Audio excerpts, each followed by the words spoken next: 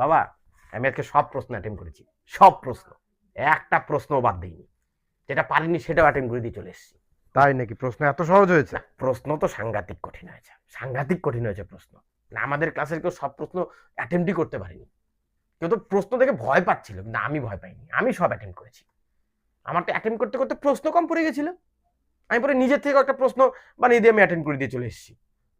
যেই স্যার আমার খাতা দেখবে না বাবা, সেই স্যারও ভাববেন যে কি সাংঘাতিক ছাত্র, নিজের থেকে প্রশ্ন বানিয়ে অ্যাটেম্প করে যায়। অ্যাটেম্প করায় কোনো খামতি রাখিনি।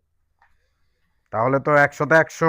100তে 100 মানে সব অ্যাটেন্ড করেছিস তো 100তে 100 নাম্বার পাবি না? 100তে 100 মানে 100তে 100 এত উঠবে না, মানে কিছু কাটা যেতে পারে। কত কাটা যাবে?